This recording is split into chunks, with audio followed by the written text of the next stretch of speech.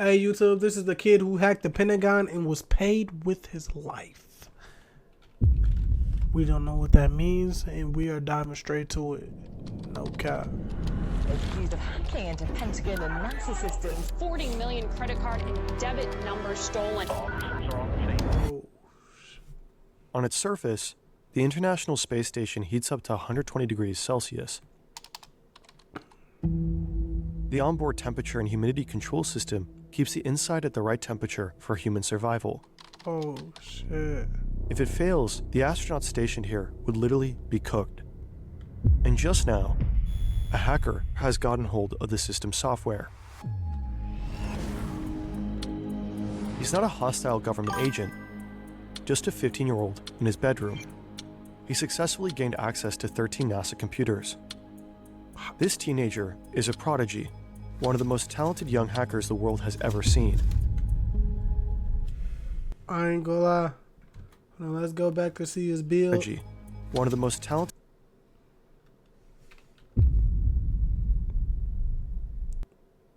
I like turtles. I'm sorry. Bro, I'm a grown-ass man, bro. I'm a grown-ass man, bro. Yeah. But not like, yeah. Young hackers the world has ever seen. And he didn't just break into NASA, he also hacked the Pentagon. Nigga, fuck you, nigga. From his point of view, he's just toying around. From the government's perspective, he's a national security.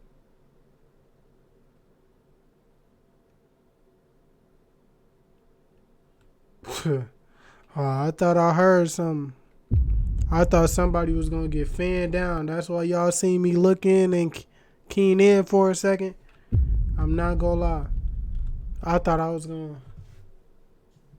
You feel me? Yeah, yeah. My bad. Let's continue. Threat. Largest identity theft case ever. Largest data breach in U.S. history. That affected millions of people. One that humiliated them bro. Yeah, over I am, and bro. over again. It ain't nothing to steal. And one that they will go after ruthlessly. Don't try to run in here. You will die in GTA. Get all the perks with a PF Black Talking Card to for anybody $1 that down thinks- and $24.99 a month. You know what I'm saying? Ends Friday, December 5th.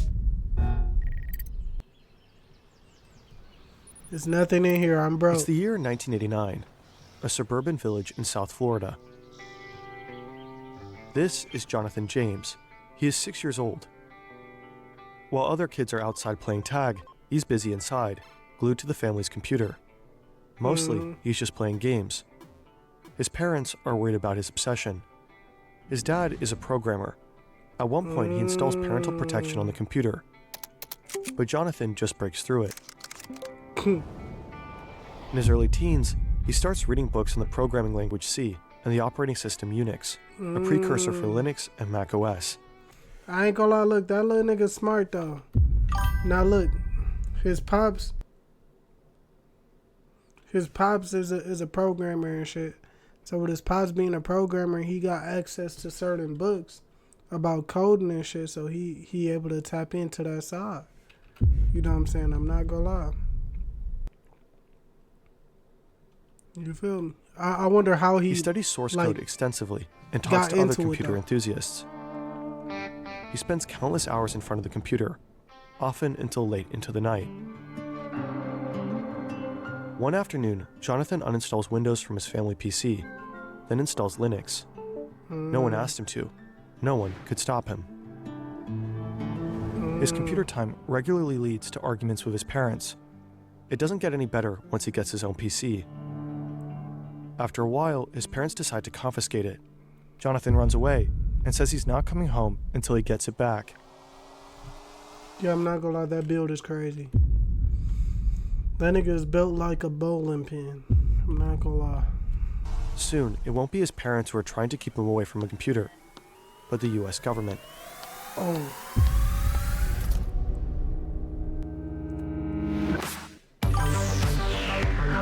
At 15, Jonathan has long morphed from curious preteen to full-blown That's hacker. what I'm saying, bro. You built One like of a the youngest bowling pin. and best bro. at the time.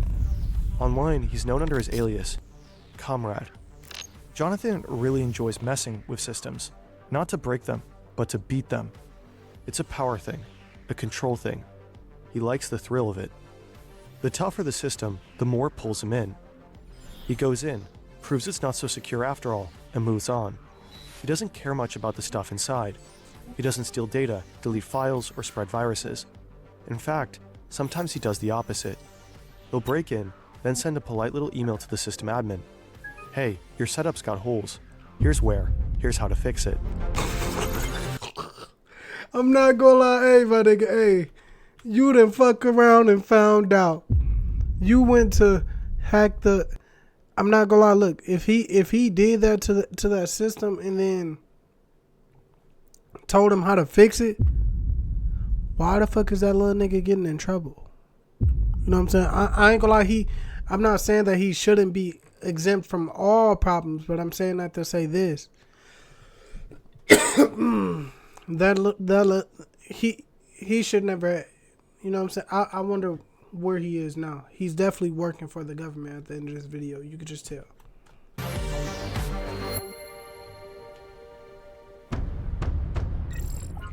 In the summer of 1999, Jonathan is looking for a new challenge, so he decides to hack NASA. More specifically, the agency's Marshall Space Flight Center in Huntsville, Alabama. He gains access to 13 NASA computers. Damn. It's unclear how, and this time Jonathan decides to actually take something. He downloads proprietary software valued at $1.7 million. Whoa. It's the software for the temperature and humidity control of the ISS. In an interview, Jonathan will later say, "The code itself was crappy. Certainly not worth $1.7 million like they claimed. The only reason I was downloading the source code in the first place was because I was studying C programming. And what better way to learn than reading software written by the government?" Just downloading the software didn't give Jonathan remote control over the ISS systems. Having the source code is one thing. So this nigga tried to get 11 to help, then got signed out by 11. Escaped from... Yeah. But actually sending commands to a spacecraft. This nigga was just bored. It would have taken more steps See to what actually boredom access the gets you? system. You know what I'm saying? But this hack is still a massive security. See, boredom can lead you down a lot of different paths. Now look, this is what I'm going to say. Boredom, you always want to try to do something, you know what I'm saying? I'm saying that you should always be moving towards something, you know what I'm saying? Like, even if you say, like, do everything with intention. Let's say you need some time to die down, you know what I'm saying? You said, oh, this is some time I need to relax. I've been working hard lately. I can give myself a treat today. Let me watch a episode of Netflix. Let me, you know what I'm saying? But when you just completely don't have anything to do, you'll just start going down these rabbit holes and these rabbit holes. And then you know it's wrong, but you're going to do it anyways. You know what I'm saying? But no, he was trying to get...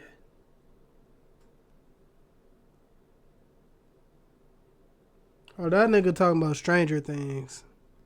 Nigga, I'm finna watch back my video. Nigga, you talking about Stranger Things. When NASA finds out, they have to shut down their systems for 3 weeks, resulting in damages of around $40,000. 2 months later, Jonathan takes up his next challenge, hacking the Pentagon. More specifically, the Defense Threat Reduction Agency. It analyzes and deals with potential threats to the U.S. from nuclear, chemical, and biological weapons. Jonathan gains access to a server in Dulles, Virginia, and installs a backdoor. Again, it is unknown how he actually pulled this off.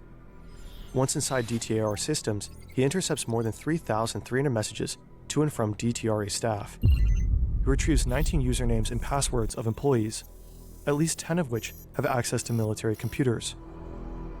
Oh, shit. Jonathan thinks his hacks are no big deal. To him, they are, quote, just harmless exploration. Law enforcement disagrees. For sure. It's an early morning in January 2000. Last month, Jonathan turned 16. By now, he has not one, but multiple computers of his own. He is well connected with other hackers, sharing tips and tricks. He also loves Star Trek. His mother comes into the room and wakes. I ain't gonna lie. From that picture we seen, that nigga definitely looked like he liked Star Trek. I'm not gonna lie. No, I'm not trying to say. Yeah. Yeah. him up. Yeah. Jonathan, honey, the FBI's at the door. They're here for him. They raid his family home and take 5 computers. They also take his Palm Pilot, some CDs, and his Star Trek book. Bold choice for evidence. Jonathan is questioned by the officers. He admits everything and promises to never do it again. Then he hears nothing for 3 months. And then the authorities press charges. And his life begins to change dramatically. He's only 16. Jonathan James becomes the youngest person ever convicted of violating cybercrime laws in the US. If Jonathan had been an adult, he might have ended up with a decade behind bars. But he's still a minor. So the US District Court in Miami puts him on 6 months house arrest. Okay. Jonathan is no longer allowed to use his computers in his free time.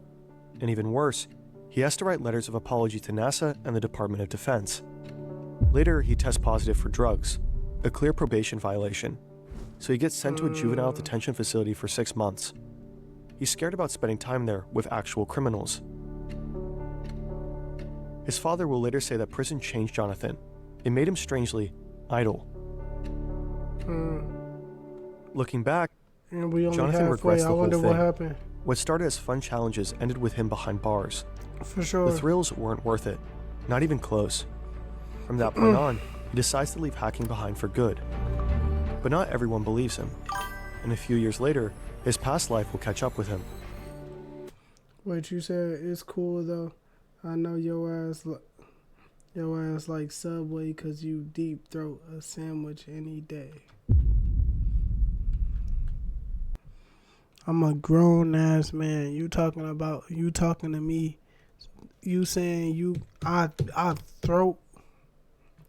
deep throat a sandwich any day. I'm a grown ass man, bro. I don't be deep throating no nothing. Nigga. The only thing be getting deep throat is my meat. It's my meat. When I have fine shit come over. You know what I'm saying? I'm a grown ass man. Grown ass man. When fine shit comes over, come here, baby girl. I be getting my shit. You know what I'm saying? Deep throat. She be glurp, glurp, glurp, glurp.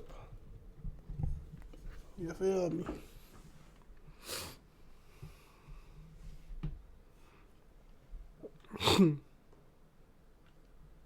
Yeah, I need to fix my auto mod though.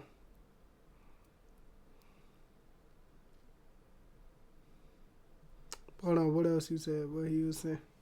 Trying to man, stop man, we don't give a fuck, nigga. You keep talking about Stranger Things, nigga. We don't give a fuck. No, Some viewers think that animations are made with AI. Our 3D artists, who spend countless hours building these shots from scratch, aren't angry, just disappointed. AI can be helpful with other tasks though, like research. That's where Merlin AI comes in. Yeah, I know my ass senses was taken. In Merlin AI model, the description. This is Albert Gonzalez. He's got a few things in common with Jonathan James. He was also born in the 80s. He too is a self-taught hacker. When he was 14, he also broke into NASA systems. And as a consequence, he also got a visit by the FBI. But that didn't stop Gonzalez from hacking. Far from it. We don't know if Albert Gonzalez and Jonathan James knew each other, but they had a common hacker friend called Christopher Scott. Gonzalez went by many aliases on the internet, but his favorite was Soup Nazi, a reference to a Seinfeld episode. You want bread? Yes, please. $3! Oh, hey, how's it going? I'm pen and paper guy. And I'm motion. Well, I have a system. You see, I put my to-do list here. Oh, wait a minute. I put my to-do list here. You finna In early 2000s, Gonzalez stumbled across Shadow Crew, be a marketplace for trafficking stolen credit and bank card numbers and identity information. And even though the feds are having an eye on him, he gets involved. In 2003, he gets caught trying to pull cash from an ATM using fake credit cards. To avoid jail time, he agrees to work with the Secret Service. Soon, he helps them bust a bunch of Shadow crew members. You'd expect that his work as an informant for the Secret Service would stop him from any criminal activity. But well, in his view, the salary from the Secret Service is too low. So he gets back to what he does best: hacking. He sets up an elaborate scheme he calls Get Rich or Die Trying. The scheme will turn into one of the world's biggest cases of identity theft. It'll ruin his life. Oh, shit. Nah, this nigga trying to get back. This nigga said, y'all niggas not paying me enough. Either raise my pay or nigga, I'm gonna make some more pay. How I know how to make it. Fuck wrong with them. I ain't gonna lie, fuck with him. He's standing on business. But Jonathan James will end up dead. I'm not yapping, bro. Chill. This is Scott, who is both friends with Gonzalez and James. Next to him sits someone who, according to criminal reports, is only known as JJ. Man, they got me They're yapping. doing something called war driving. It's a simple technique. You drive around in your car and park close to companies. You only need your laptop and a high-power radio antenna. Once you're close enough, you check for vulnerabilities in their Wi-Fi network. Back then, most companies weren't exactly taking cybersecurity seriously. Inside Office Max, people are buying Post-its and whiteboard markers in 4 colors, gearing up for a meeting that probably could have been an email. Outside, Scott and JJ access the store's Wi-Fi, and through that enter its systems. Once inside, they install a sniffer program, which captures and downloads credit and debit card data from customers. Whoa. Then they send the data to Gonzalez. He forwards it to another hacker, who decrypts the PIN codes. Gonzalez and his crew don't just sell the stolen card info. They encode them onto blank magnetic strip cards and use those to pull tens of thousands of dollars out of ATMs. After the Office Max breach... Nah, I'm not gonna lie. You can't do nothing but respect it, though. Like, these niggas is so fucking smart.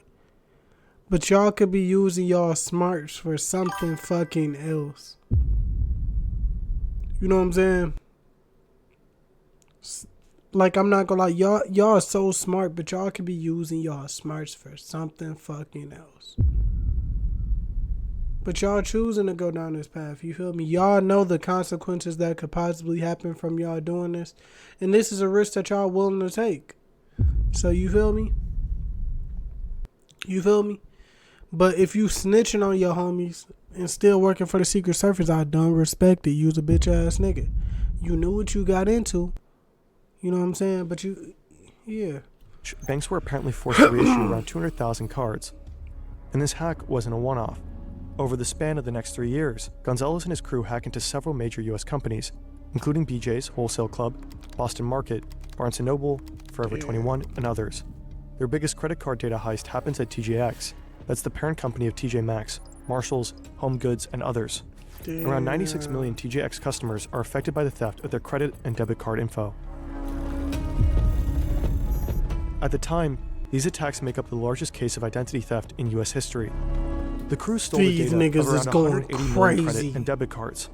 The total damage of all infected companies amounts to roughly $400 million in reimbursements, legal costs, and forensic fees.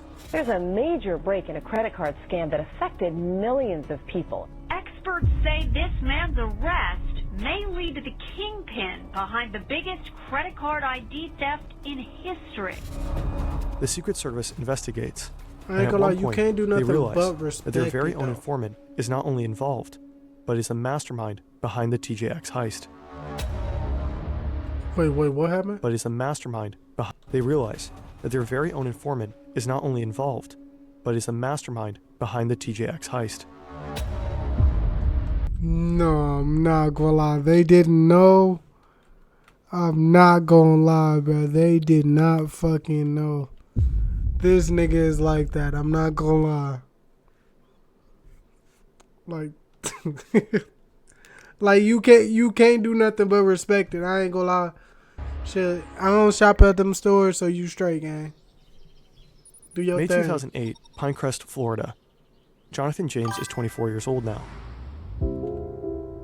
He doesn't go to college. He doesn't have a job. His mother died of breast cancer 6 years ago. Together with his brother, he still lives in the house he grew up in. He apparently suffers from depression. Overall, he's living a withdrawn life and is retired from hacking. But today, he'll get another surprise visit.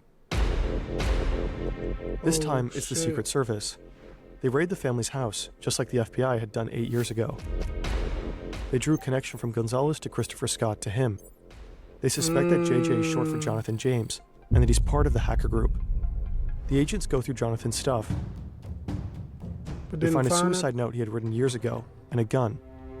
Oh, shit. We don't know if the agents offer him psychological help, but according to Jonathan, they don't confiscate the weapon. So do we empty one in it? GTA? Jonathan is shocked. He swears that he has nothing to do with the TJX case. What's going on? On the subpoena, he's able to find some answers.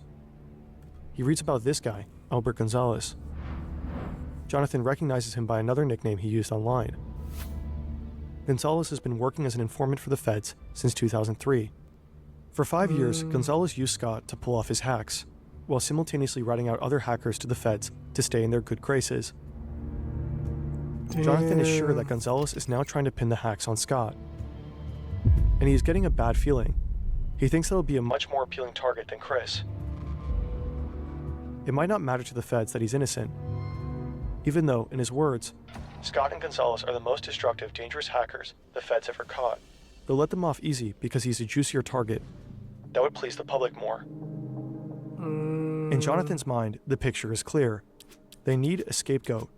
Not Gonzalez, not Scott, not the one who actually caused the damage, but him, Jonathan. Damn. That's what I'm saying. Their storytelling is fucking peak. I'm not gonna lie. Look, gang, like if they dead ass trying to pin this on you, like you gotta do shit. Make something that on them. Like they damn near already know that nigga did it, but you haven't been on shit lately. Like you dead ass ain't even. I want to see how this ends. In his words, the feds played dirty. He holds these beliefs for a reason. There's this paper that has made rounds in the hacker scene, Agent Steele's Guide to Getting Busted. It's basically a survival guide for hackers, written by one who ended up in prison. Agent Steele's real name was Justin Tanner Peterson. He was an American hacker who worked as an informant for the feds while continuing to commit crimes. Agent Steele writes, "The criminal justice system is a game to be played, both by prosecution and defense. And if you have to be a player, you'd be wise to learn the rules of engagement." He makes it clear that law enforcement isn't always fair. For sure. They play dirty and will do just about anything, including lie, to win their case. Jonathan read this guide, and he knows that Gonzalez is working with the feds, so he's convinced he's going to prison, even though he's innocent. The first time was already terrifying. He doesn't want to go through that again.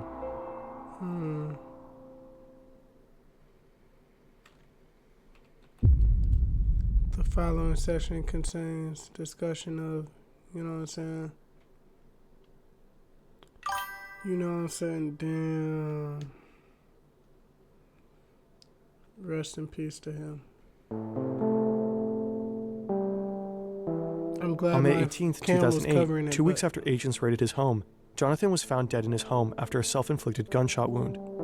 Damn. And GTA. He wrote a note. There are messages to his family and friends, passwords to his accounts. In this letter, he also expresses his opinion on the authorities. He writes, "I have no faith in the justice system. Perhaps my actions today, in this letter, will send a stronger message to the public. Either way, I have lost control over the situation, and this is my only way to regain control. Remember, it's not whether you win or lose, it's whether I win or lose. And sitting in jail for 20, 10, or even 5 years for a crime I didn't commit is not me winning. I die free."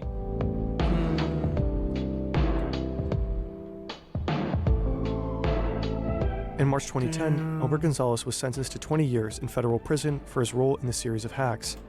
In the backyard of his parents, the Secret Service seized a barrel containing $1.2 million in cash.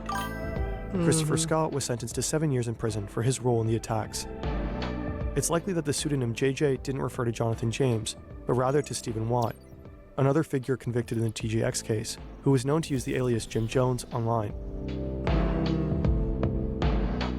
At the point of his death, Jonathan neither had been arrested, charged, tried, nor sentenced.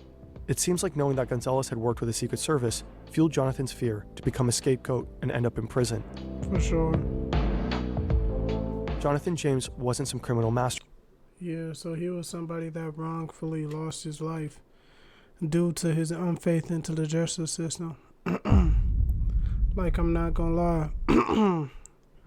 Like, they don't play fair. You know what I'm saying? Like, there are cases that a black man and a white gentleman or even anybody of minority compared to a white person who, especially black men though, have taken more time for the same crimes have been done. You know what I'm saying? A lot more time. Like, I'm not gonna look into the statistics, but I know that you guys know. And he didn't have faith into the justice system, even though he was somebody of lighter complexion. You know what I'm saying? Like, it's just sad to see that he lost his life wrongfully. You know what I'm saying? Rest in peace to him. And yeah, like, that's sad to see. Mind. He was a teenager with a rare talent and a deep curiosity for how systems work.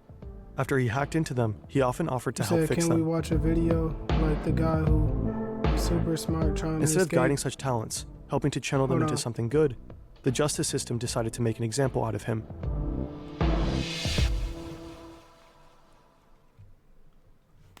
That was a W fucking video, right or wrong. You feel me? I'm not gonna lie. You can't lie. That was a W video.